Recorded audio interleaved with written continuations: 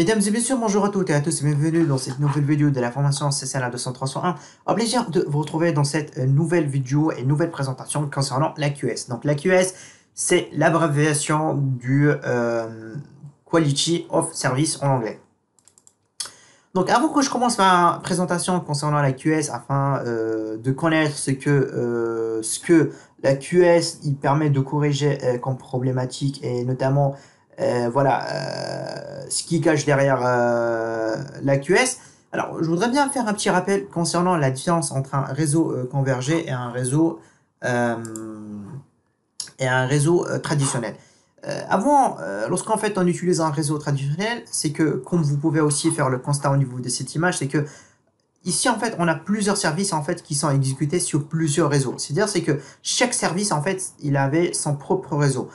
Donc notamment ici, voilà, pour échanger donc les données entre deux périphériques dans le réseau, en fait, il passe par un réseau informatique. Pour tout ce qui concerne donc la téléphonie, donc on passe par le réseau téléphonique.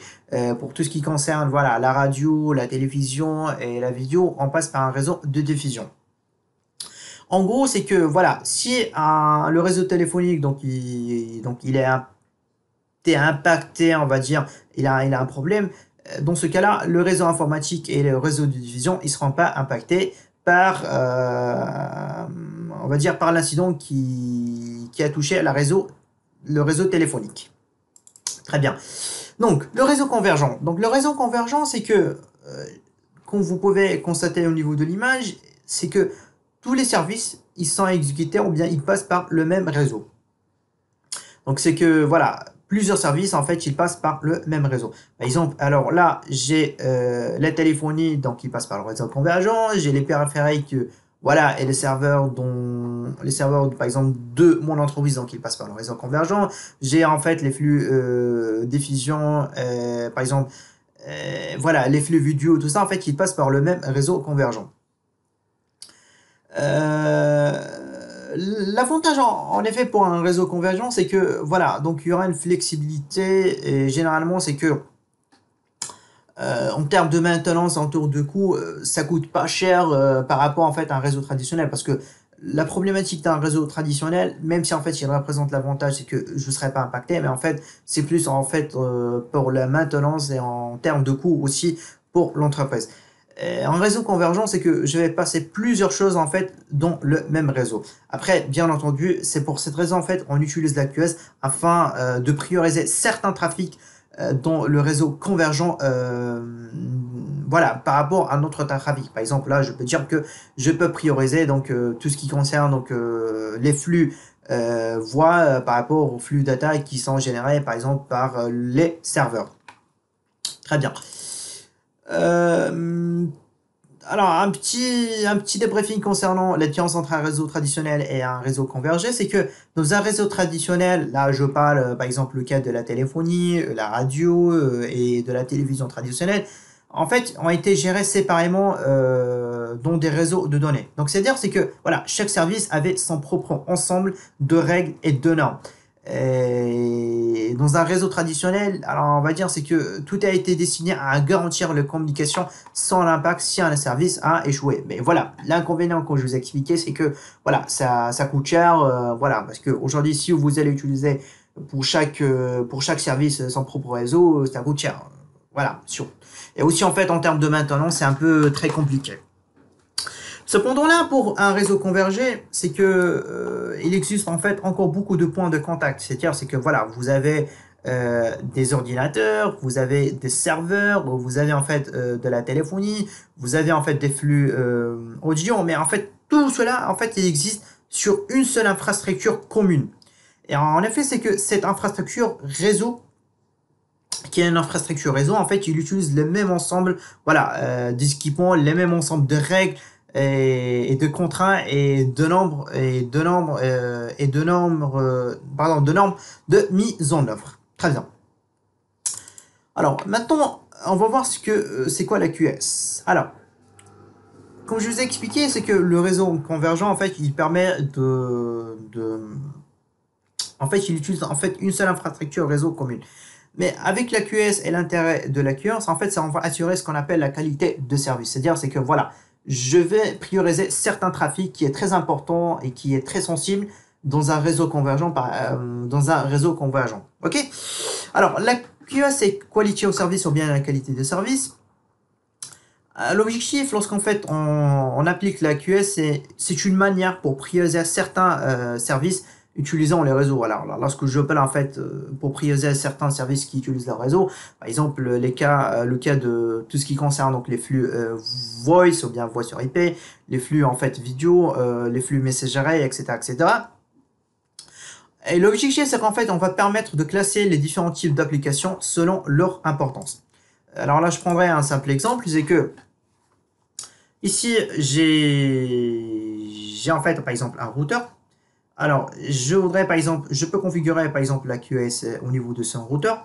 Admettons, c'est que ici, en fait, j'ai des flux data, j'ai des autres flux data, j'ai un autre flux data, j'ai un autre flux voice, j'ai un autre flux data, j'ai un autre flux data, etc., etc. En fait, j'ai plusieurs flux data. Alors, dans ce cas-là, en fait, je peux configurer et faire en sorte, au niveau de ma configuration de QoS, c'est que, afin de excusez-moi. Afin que de prioriser de prioriser en priorité le flux vidéo. C'est-à-dire, c'est que lorsqu'en fait j'ai plusieurs, on va dire, paquets dans mon réseau, voilà, qui traversent mon équipement réseau, je peux dire, lorsque toi tu détectes en effet donc un flux vidéo en fait via des tools de QoS en fait que j'aurai l'occasion de vous le présenter dans cette diapo à moi, je peux dire c'est que voilà, lorsqu'en fait tu détectes un flux vidéo et que tu as avant aussi des flux data, bah, dans ce cas-là tu vas le prioriser. Dans ce cas-là tu vas le prioriser et tu vas le passer en premier. Aussi, par exemple, je peux avoir des flux vidéo que tu peux en fait on va dire, tu peux les mettre en deuxième classement après les flux voix sur IP. Ok. Alors, non seulement c'est que la QoS, donc il permet donc de prioriser donc donc en fait certains flux, mais en fait il permet aussi de véhiculer, on va dire, dans les bonnes conditions certains types de trafic. On avait pris en exemple le cas des flux en fait vidéo, bien le cas des flux voice. En fait ces deux cas-là, par exemple le voice, la voix sur IP ou bien les flux vidéo, en fait, sont des flux en fait qui sont très très très sensibles. C'est-à-dire, lorsque je veux dire sont très sensibles, c'est que voilà, il faut respecter certains prérequis pour le bon fonctionnement on va dire, de ce type de trafic. Par exemple, on peut dire que on voudrait réserver, voilà, dans ma bande passante au niveau de mon réseau, 20% que ce soit dédié pour les flux, par exemple, on va dire voice, c'est-à-dire les flux voix. Alors, par exemple ici, là je commence par la bande passante. Voilà, la QoS, donc il a la capacité à véhiculer dans des bonnes conditions de type de trafic donné en termes de bande passante. Lorsque je parle de bande passante, voilà, par exemple, en fait, ici, par exemple, j'ai un équipement. Ici, en fait, j'ai une interface. Voilà. Cette interface, par exemple, il est en 1 gigabit bit par seconde. Déjà, en fait, la bande passante, il permet de faire la référence à la vitesse d'un lien. Donc, la bande passante, il permet de faire la référence à la vitesse d'un lien. Et en fait, ça, c'est en bits par seconde. C'est BPS.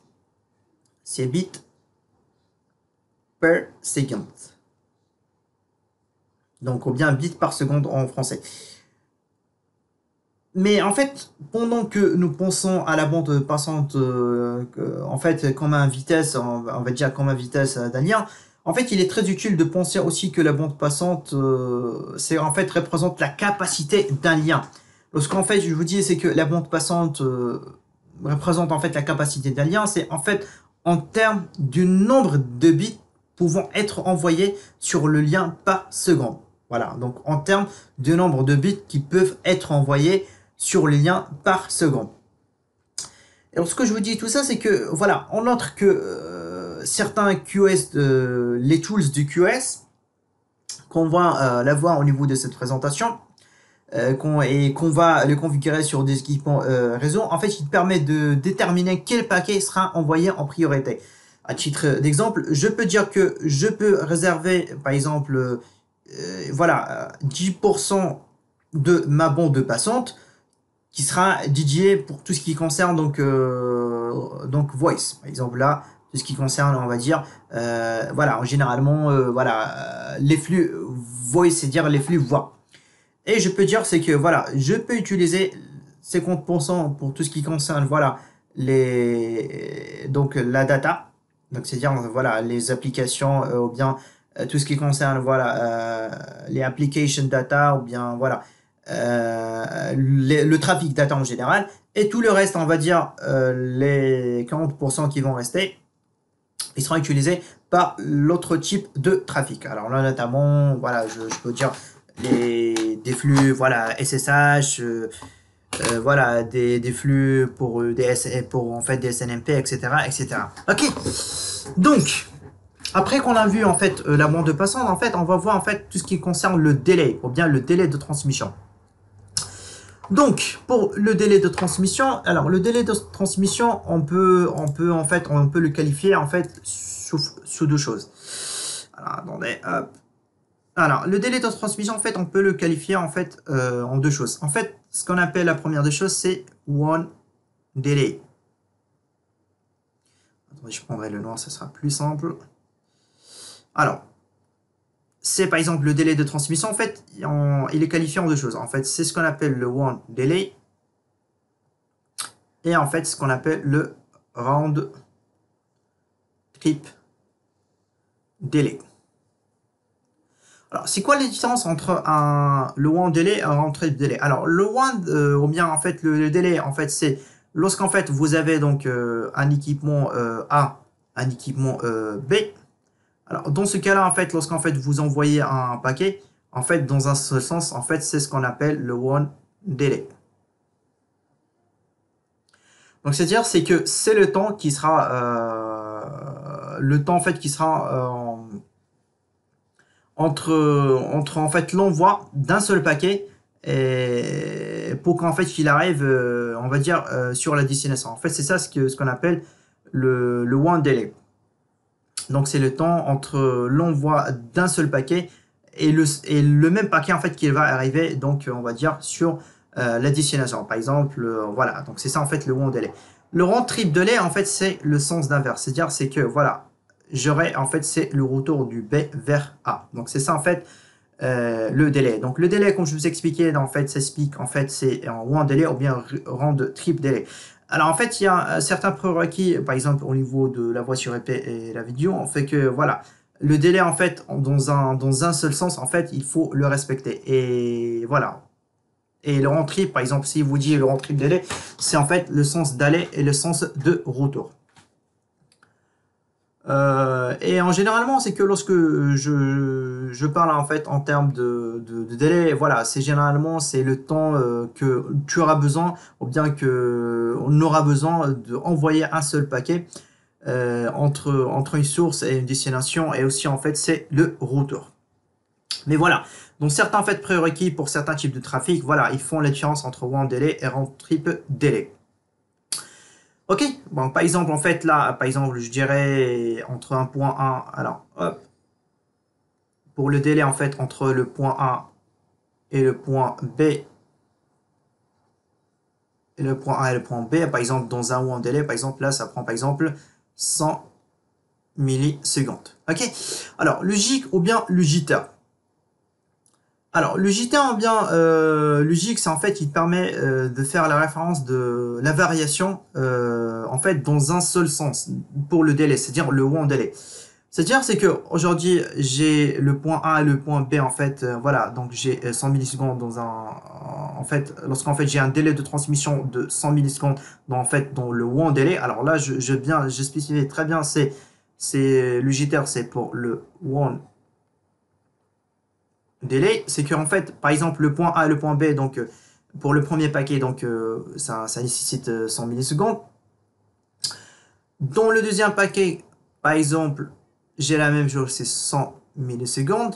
Mais dans le troisième paquet, en fait, par exemple, là, j'ai 200 millisecondes. Dans ce cas-là, en fait, je vois en fait qu'il y a une différence entre les délais entre chaque paquet. Dans ce cas-là, entre le premier paquet et le deuxième paquet, donc j'ai pas un jitter ou bien ce qu'on appelle le JIT, parce qu'en fait, j'ai pas de différence. Mais entre le deuxième paquet et le troisième paquet, en fait, j'ai le deuxième paquet donc qui a été envoyé en 100 millisecondes, mais le troisième paquet, il était envoyé dans 200 millisecondes. Dans ce cas-là, le jitter, ce sera en fait c'est la soustraction entre le 200 millisecondes et le 100 millisecondes. Dans ce cas-là, le jitter, ça sera 100 millisecondes. Donc c'est-à-dire c'est que la différence de temps entre deux paquets, voilà, qui ont été envoyés dans un seul.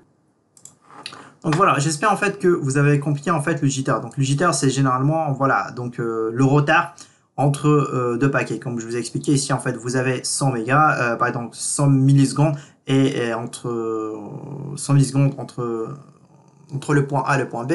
Et en fait, le troisième paquet, donc il a pris 200 millisecondes pour envoyer un paquet. Dans ce cas-là, le jitter, c'est 100 millisecondes. Ok. Donc c'est-à-dire c'est le retard. Généralement, en fait, c'est le retard entre les paquets. Alors, l'os ou bien le perte de paquet. En fait, l'os de paquet, en fait, ça fait référence, bien entendu, donc l'os, c'est voilà, c'est perte en anglais. Mais l'os paquet ou bien perte de paquet en français, c'est que dans ce cas-là, en fait, il est utilisé en pourcentage. Donc, en fait, il est utilisé en pourcentage. Ou bien, en fait, il est représenté en pourcentage. Que lorsqu'en fait, par exemple, vous envoyez, alors là, je vous donne en fait juste un simple exemple, c'est que lorsque vous envoyez en fait un ping, par exemple, depuis une source vers un serveur de destination, à un moment donné, en fait, lorsque vous mettez CTRL-C, ou bien lorsque vous allez atteindre le nombre de paquets que vous avez configuré avec la commande de ping, dans ce cas-là, en fait, à la fin, vous avez en fait le nombre de paquets en fait qui ont été perdus. Et c'est toujours en fait représenté en pourcentage. Et le port de paquets, en fait, ça peut être à différents voilà, éléments. Par exemple, les ports de paquets, ça peut être parce que voilà, la queue de queue, on va dire la queue en fait, il est full. Alors ça, c'est un point qu'on va revenir dans le prochain diapo. Sinon, en fait, par exemple, on a voilà, des CRC, par exemple, au niveau des interfaces. Sinon, en fait, voilà, vous avez en fait des discards, des paquets au niveau de votre équipement, etc., etc. Et comme je vous ai expliqué, c'est que le loss ou bien les pertes de paquets, en fait, il est représenté en pourcentage. Cela veut dire, c'est que si vous avez envoyé 100 paquets et vous avez perdu, en effet, par exemple, je dirais, vous avez, par exemple, lorsque vous avez, voilà, vous avez en fait envoyé, alors, vous avez envoyé 100 paquets et au niveau de la destination, en effet, vous avez en fait juste 80 paquets qui ont été en fait reçus par la destination. C'est qu'en fait, déjà, dans ce cas-là, vous avez deux paquets qui ont été perdus et du coup, le pourcentage des paquets perdus, dans ce cas-là, c'est 2%. Donc, c'est 2% des paquets perdus. Et ces 2% des paquets perdus, c'est très sensible pour certains types de trafic. C'est pour cette raison, en fait, en utilisant l'AQS pour prioriser certains trafics par rapport à un autre qui circule dans notre réseau. Ok. Alors maintenant, on va prendre un simple exemple. Ici, par exemple, vous avez donc des téléphones IP, vous avez en fait des équipements. Vous avez par exemple des paquets voice et des paquets data en fait qui vont circuler au niveau de LAN avec sur l'interface 1 gigabit Ethernet. Vous avez par exemple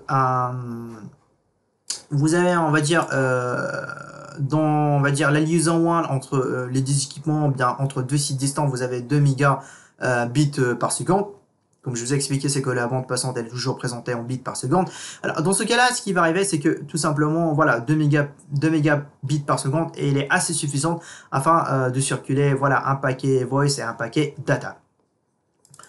La problématique qui va y arriver, c'est que lorsqu'on en fait on n'applique pas la QS, admettons c'est que ici en fait vous avez deux paquets voice et plusieurs, on va dire plusieurs paquets data. En fait tout cela en fait circule en LAN en gigabits bits par seconde. Cependant, c'est que, comme vous avez vu sur le précédent diapo, entre mes deux liaisons WAN, j'ai en effet 2 mégabits par seconde. Admettons que tout ce nombre de paquets, donc il dépasse donc la capacité au niveau de ce lien, c'est-à-dire c'est 2 mégabits par seconde. Dans ce cas-là, ce qui va arriver, c'est qu'en fait, il va arriver ce qu'on appelle une congestion au niveau de cette interface de sortie. Donc, une congestion au niveau de l'interface de sortie. C'est-à-dire, lorsque je parle d'une congestion au niveau de l'interface de sortie, c'est que, voilà, il y aura en effet ce qu'on appelle en fait un retard au niveau de la transmission de paquets.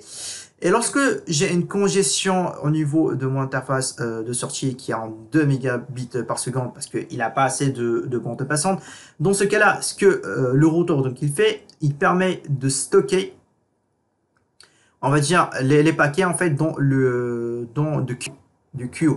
Du queue en fait en français c'est ce qu'on appelle aussi la queue, mais ce qu'on appelle aussi une file d'attente. Dans ce cas-là, vu que les flux voice, en fait, on va dire, ils sont très sensibles. Et admettons que la queue, en fait, il est pas illimité, mais en fait, il est limité en termes, en fait, la file d'attente, il est limitée. Dans ce cas-là, si la queue ou bien la file d'attente en français, en fait, il est limité. Dans ce cas-là, ce que le routeur, donc, il va commencer à faire, en fait, ce qu'il va commencer, en fait, à dropper certains paquets. Comme vous pouvez ici constater, c'est que voilà, il y a une congestion qui a été identifiée au niveau de l'interface WAN entre mes deux partenaires. Dans ce cas-là, lorsque la congestion donc il était créée, donc le routeur il va commencer donc à stocker donc les paquets sur ce qu'on appelle en anglais de queue, ou bien la file d'attente, ou bien la queue en français.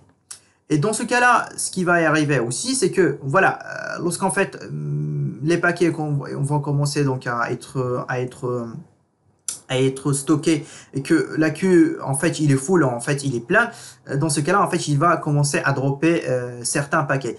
Par exemple, là, le constat que vous pouvez regarder sur la liaison WAN, c'est que à cause de cette congestion et la queue qui a été créé pour mes paquets, sur mon LAN, j'ai envoyé en fait 2 paquets, on va dire voice. Dans ce cas-là, ce qui s'est arrivé, tout simplement, voilà, j'ai un paquet voice qui a été droppé et un seul paquet qui a été arrivé sur la destination au lieu de 2 paquets en fait comme moi je l'avais envoyé. Et si en fait j'ai des paquets data j'ai 4 paquets data qui ont été envoyés sur ma liaison LAN, mais dans ce cas-là, ce qui est passé, ce qui est arrivé au niveau de ma liaison LAN, parce que voilà, j'ai une congestion qui a été créée au niveau de mon interface qui a provoqué donc une queue, et c'est-à-dire c'est qu'il y a une file d'attente pour mes paquets. On attend donc ma liaison LAN, on va dire, soit disponible en termes de bande passante. Donc voilà, lorsque j'ai la queue qui est full, donc c'est-à-dire il est plein, donc dans ce cas-là, il va commencer à dropper certains paquets et le résultat c'est que j'ai un seul paquet voice qui sera envoyé. Les paquets voice surtout et les paquets vidéo, ou bien les flux vidéo, les flux voice, en fait, ils sont très sensibles. Dans ce cas-là, j'ai un seul paquet au lieu de 2 paquets qui ont été envoyés. Il y aura certainement un impact. Par exemple, l'impact qu'il peut y avoir, c'est que voilà, j'ai une communication entre le téléphone A et le téléphone B. Dans ce cas-là, c'est que voilà, il peut y avoir en fait une coupure de la voix lorsqu'en fait il y a 2 personnes qui étaient en fait en train d'échanger. Ok.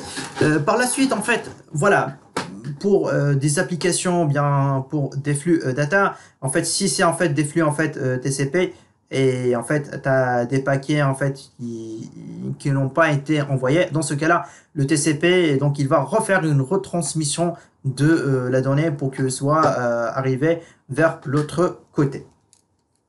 Très bien. Hop.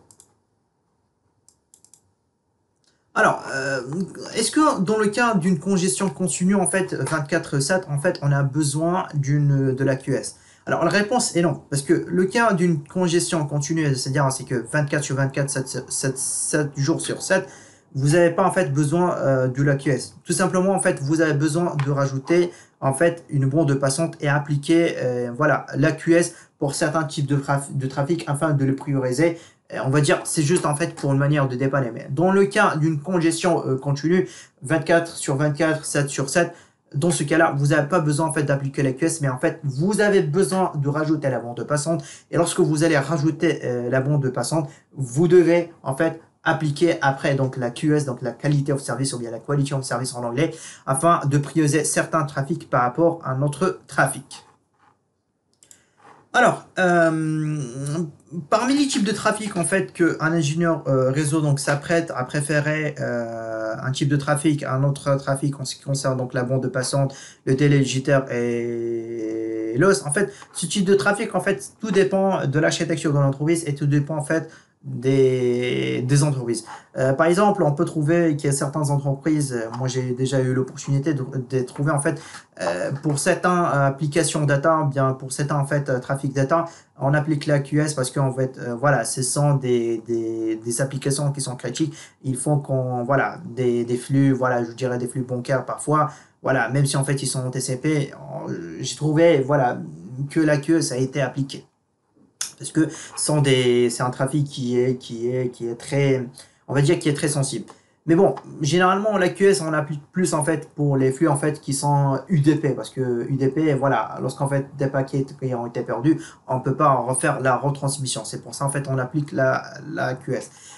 Par exemple, en fait, dans le cas d'une data application, j'ai là un exemple d'un client qui envoie une requête HTTP GET vers un serveur. Alors, comme vous pouvez constater ici, c'est que là, le serveur, en fait, il répond par 500 paquets. Alors, le 500 paquets en termes de bande passante, c'est très bien d'avoir la bande passante. C'est très bien d'avoir de bande passante parce qu'en fait, cette bande passante, il permet de, on va dire, de répondre. Si le temps d'attente il sera de quelques secondes, ça sera de quelques minutes ou bien ça sera de quelques jours. Donc c'est pour ça en fait qu'il y a l'intérêt d'avoir assez de bandes passantes lorsqu'en fait on a une data application ou bien un serveur on va dire qui héberge une application data en fait qui répond avec plusieurs paquets. Ok. En termes de délai jitter et loss, on va dire pour des applications qui fonctionnent au TCP, c'est un peu importe parce que le TCP, en fait, lorsqu'en fait il va détecter qu'il y a un problème avec un paquet, donc dans ce cas-là, en fait, il va refaire une retransmission des paquets. Tout ce qui concerne donc le VoIP application vidéo, c'est très important en fait en termes de la bande passante délai, jitter et loss parce que pour certains constructeurs, donc ils ont certains prérequis par rapport à la bande passante, le délai, le jitter et le loss. Alors ça, on va le voir dans ce diapo. Alors par rapport au voice, alors ce sont des informations que moi je les récupère à partir des bouquins des Cisco et par rapport aux références concernant donc le voice et le vidéo. Donc c'est-à-dire les flux vidéo et les flux voice, c'est-à-dire les flux voix. Excusez-moi, je parle parfois en fait avec des mots en anglais parce que voilà, le jour d'examen, comme je vous dis à chaque fois, vous n'aurez pas des mots français, mais vous aurez toujours en fait des termes anglophones. Par exemple, en fait, en termes de délai. Alors là, comme vous pouvez constater, le délai, comme je vous ai expliqué, c'est le délai de transmission dans one way, c'est-à-dire c'est dans un seul sens. Et parce que voilà, le délai c'est soit le one delay ou bien le round trip délai. Alors le délai pour le voice c'est 150 millisecondes ou bien moins. Donc 150 millisecondes ou bien moins. En termes de jitter, c'est-à-dire entre deux paquets qui ont été envoyés dans un seul sens, le jitter il ne faut pas qu'il dépasse le 30 millisecondes ou bien moins. Le loss, c'est-à-dire le nombre de paquets perdus dans le cas du voice, c'est-à-dire de la voix, c'est qu'en fait, c'est toujours en fait représenté un pourcentage, comme je vous ai expliqué dans les premières diapos concernant la QS, c'est que dans le loss, c'est 1% ou bien moins. C'est-à-dire, c'est que si en fait j'ai 100 paquets de voix qui ont été envoyés dans mon réseau, pour le bon fonctionnement du voice, c'est que si en fait j'ai perdu en fait 1% de mes paquets sur les 100, c'est-à-dire c'est que sur 100 paquets j'ai un seul paquet qui est perdu, ben, dans ce cas-là c'est pas grave.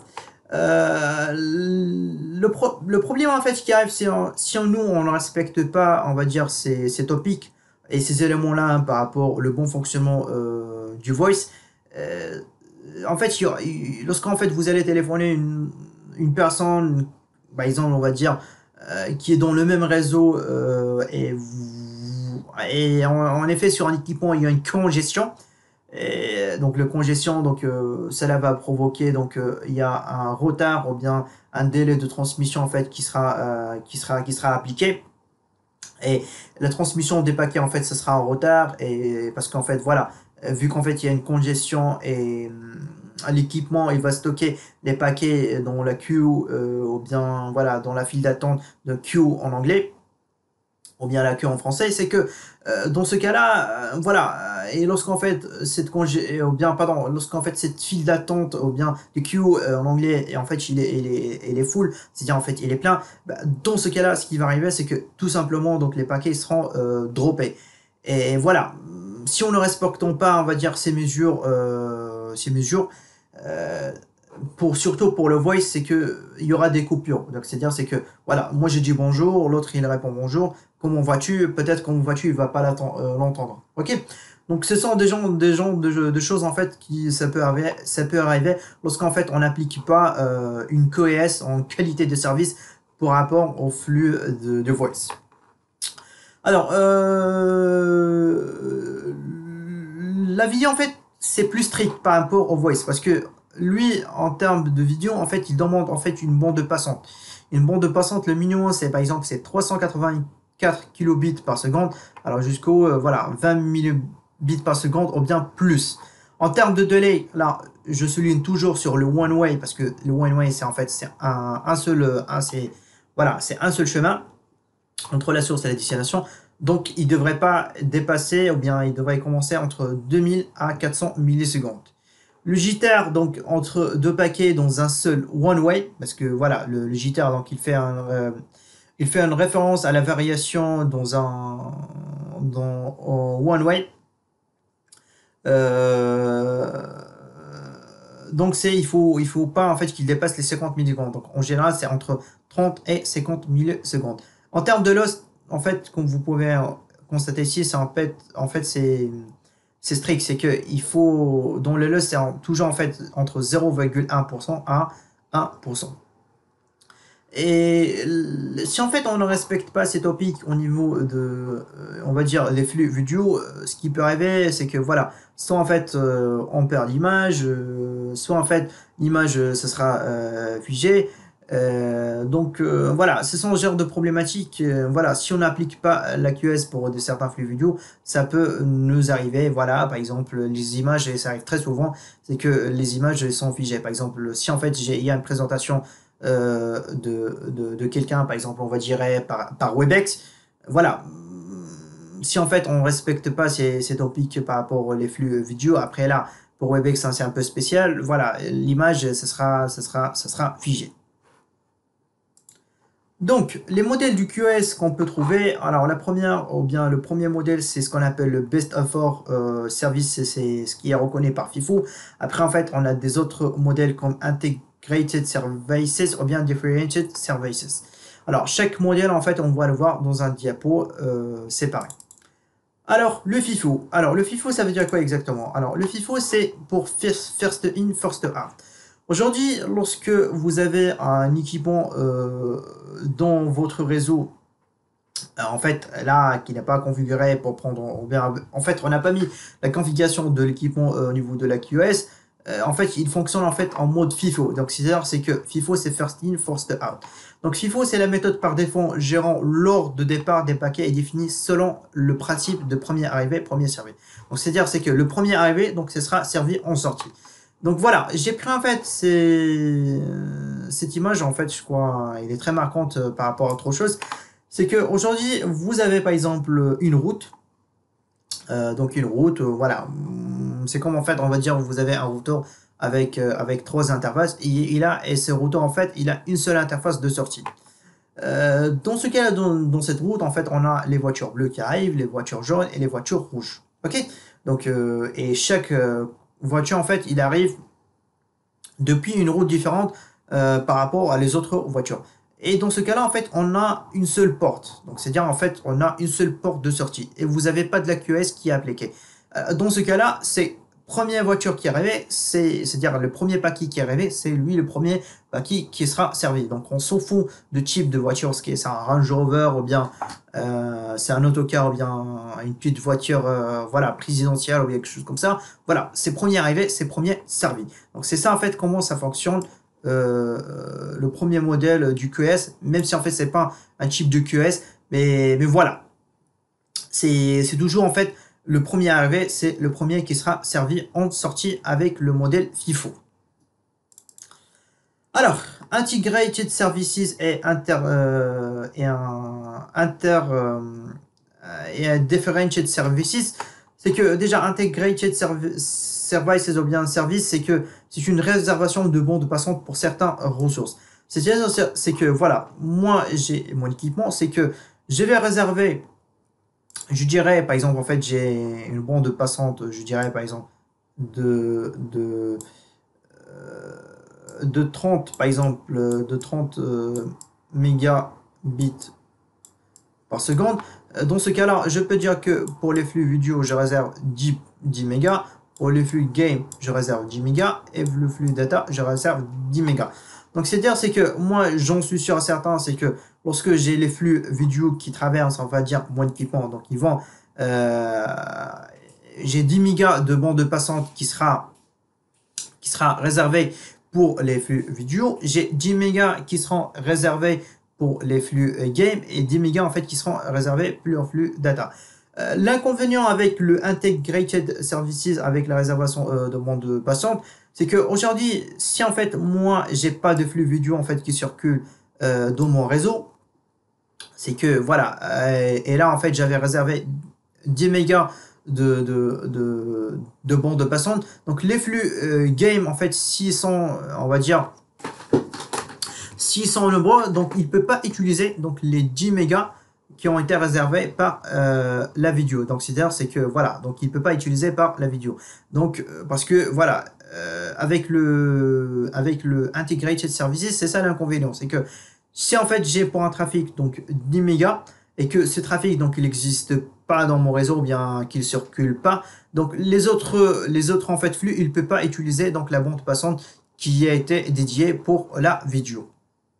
Donc ça permet de résoudre certains problèmes, mais ça permet aussi en fait de générer des autres problématiques. Donc parmi les problématiques, c'est que voilà, le reste de la bande passante qui n'est pas utilisé ou bien qu'il est dédié pour certains trafics on va dire qui n'existe pas, voilà, à un certain moment dans la journée, donc il peut pas utiliser par par un autre trafic.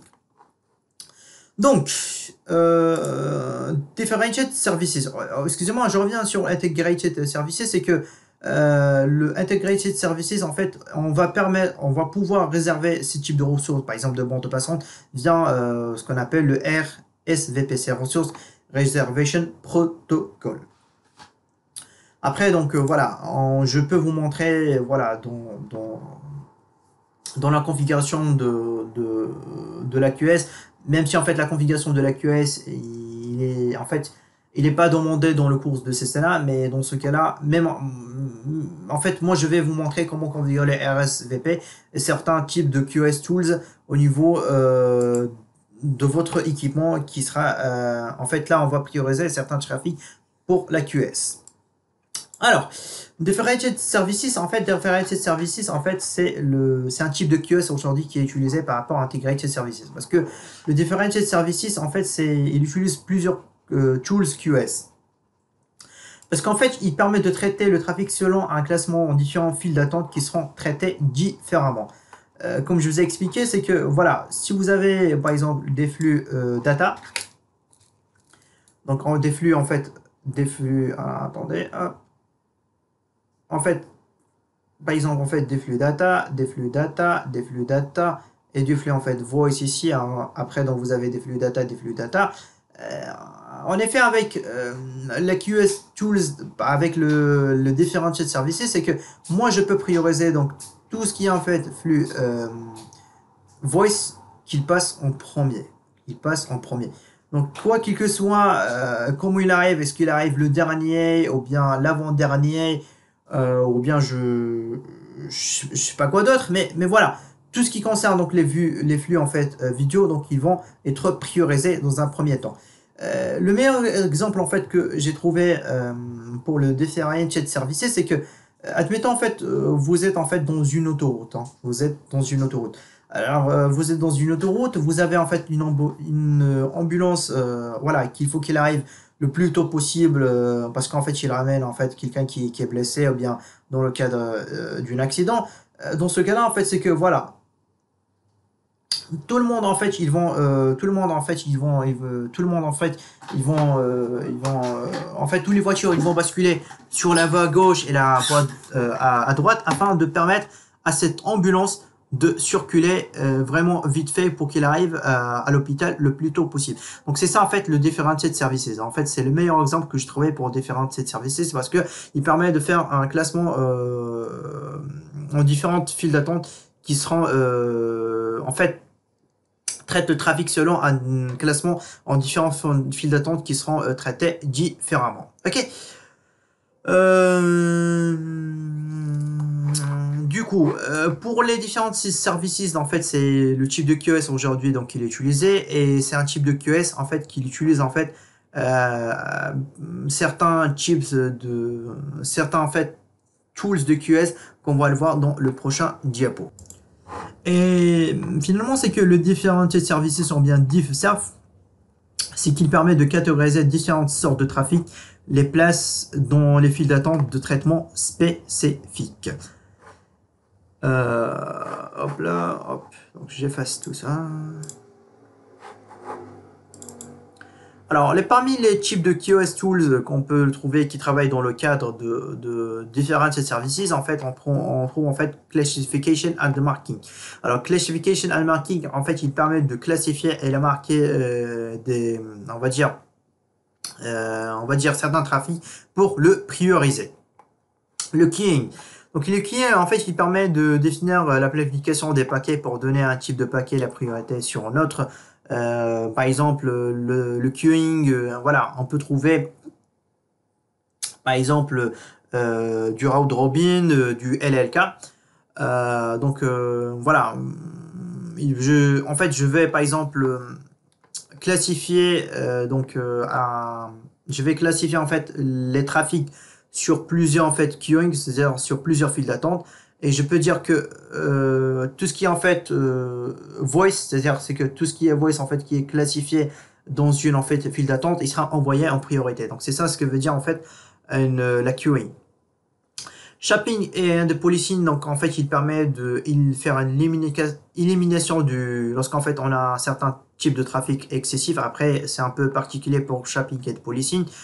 Et finalement, pour tout ce qui concerne congestion abondance, c'est qu'il permet d'utiliser, il est utilisé pour gérer la perte de paquets et réduire en fait la congestion lorsqu'en fait vous avez de la congestion qui est détectée dans votre. Alors généralement, lorsqu'on parle de la congestion avoidance, c'est en fait des techniques d'évitement de congestion. Qui survient, en fait, qui permet de faire la surveillance de la charge du trafic sur les interfaces. Ce dont l'objectif, c'est d'anticiper et éviter la gestion sur ce qu'on appelle des goulots d'étranglement connus dans le réseau.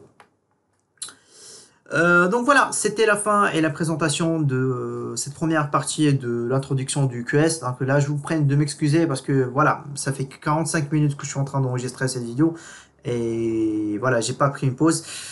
Voilà, si vous avez des questions, n'hésitez pas donc à nous adresser donc vos questions via questions-réponses de Udemy. Sinon, on est très ouvert de nous envoyer vos questions par LinkedIn. Merci à toutes et à tous et je vous dis à la prochaine vidéo avec avec le premier tools QoS, c'est Classification and Marking. Merci.